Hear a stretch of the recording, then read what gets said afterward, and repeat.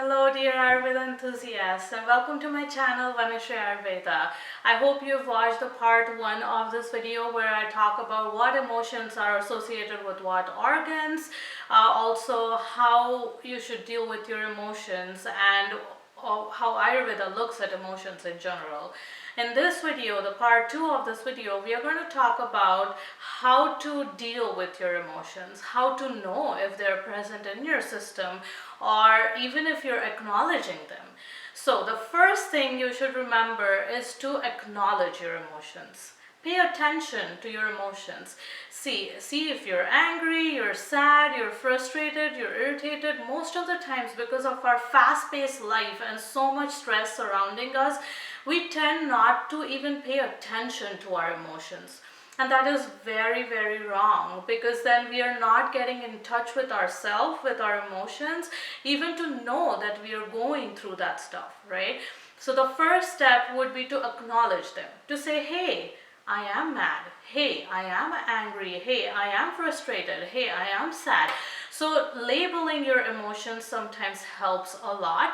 So try to figure out how you're feeling, what you're feeling.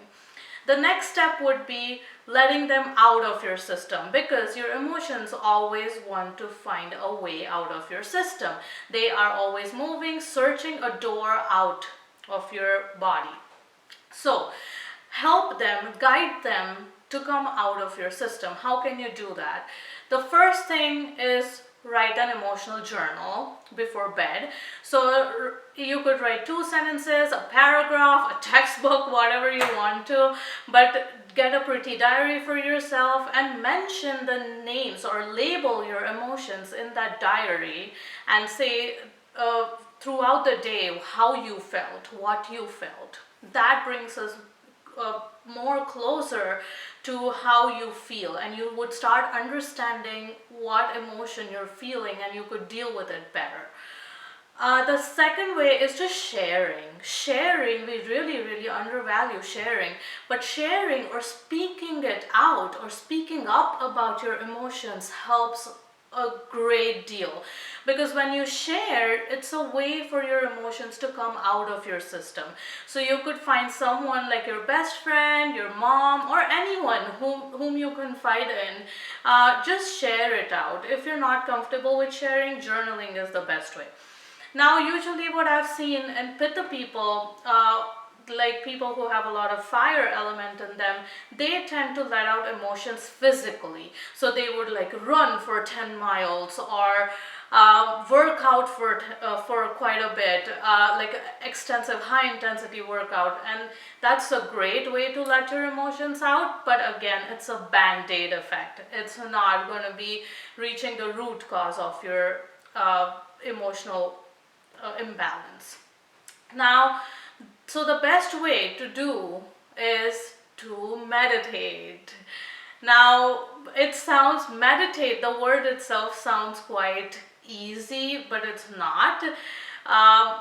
But if you start doing it, it becomes a habit, and then you would be noticing quite a big difference in your emotional well-being. Now, Ayurveda says our existence is not only our body, right? We exist on so different levels.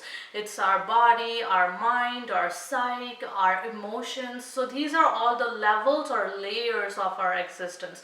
Now, if you're not healthy on all these different layers or levels, that's going to affect your body significantly, or they are all connected. What I mean to say is they're all connected and they are going to affect you significantly. So it's very important to see to it that we are healthy on all these levels of our existence.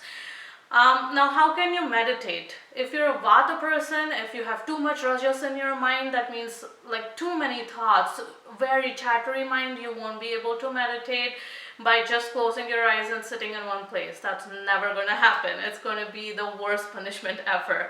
So the best thing for a Vata person to do is to have some guidance. So guided meditations is the best way for a Vata person. Now, for a Pitta person, Pitta people's mind usually needs to be engaged in something, okay? Because they're very sort of perfectionist people and they want to do it the right way. But sometimes, again, because they are too perfectionist, they can be too hard on themselves and not come to the right result, right? So for a pitta person, the best thing to do is to do something that is keeping their conscious mind active. So like a active meditation, like a breathing meditation, though you're closing your eyes but you're still actively breathing. So like a breath meditation or something like that.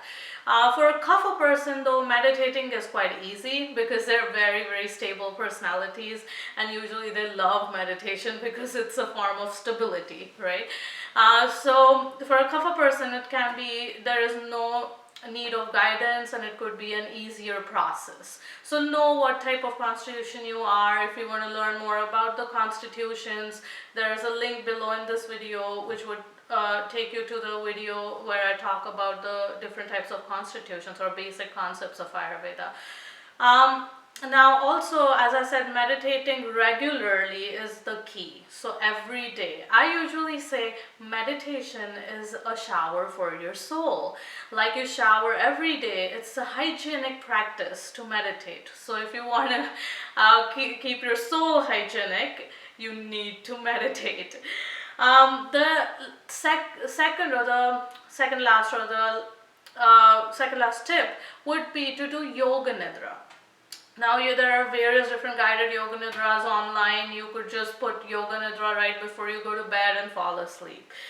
Also, self-care is very, very important. Most of the times we are emotionally overwhelmed or stressed out because we don't give enough time for self-care, for us to feel better. So doing anything with yourself, even for 10 minutes, would change your emotional well-being.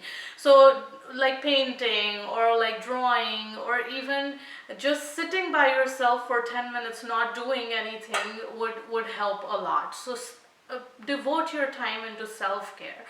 And the last would be slow the pace of your life. Now we are in a very fast-paced life where we want things faster, we want things right now, and that can be an additional source of stress or emotional burden. So if you can just slow down things, hit a pause button on you, and go slower, that might help a lot. So I hope you liked my video on how to deal with your emotions, and people, stay tuned. Always listen to yourself, listen to your intuition, also listen to your emotions, okay, and be more in touch with yourselves. I hope you like the video, and stay tuned.